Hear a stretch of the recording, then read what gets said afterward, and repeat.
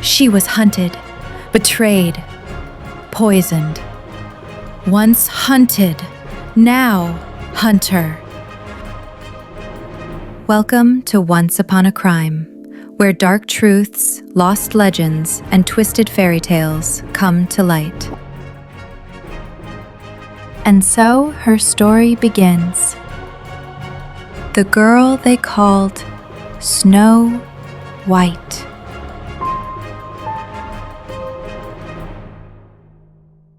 You've entered Chapter 2.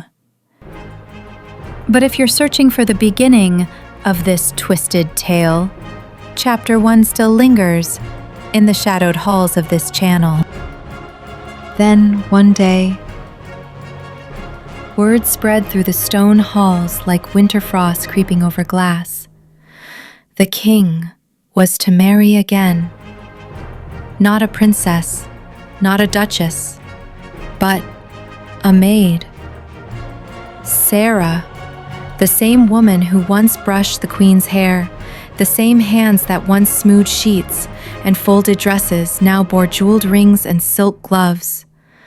The same soft voice that used to whisper lullabies to Snow White while her mother bathed now echoed in the throne room, offering advice to the king. The court called it unusual, but love, they said, was unpredictable. She was kind, they reminded one another. She stayed at the queen's side until her last breath. But Snow White remembered. She remembered how Sara always seemed to appear just before her mother's worst spells. She remembered the way her father's eyes lingered too long on the maid's face. She remembered nights when her mother wept alone, while the king was nowhere to be found. Now, they were to marry. Sara, her mother's servant, would now wear her crown. Snow White sat alone beneath her mother's portrait, its paint now faded with time, and stared into the eyes of the woman who had once ruled the kingdom with grace. "I don't believe she just died," Snow whispered. No one listened.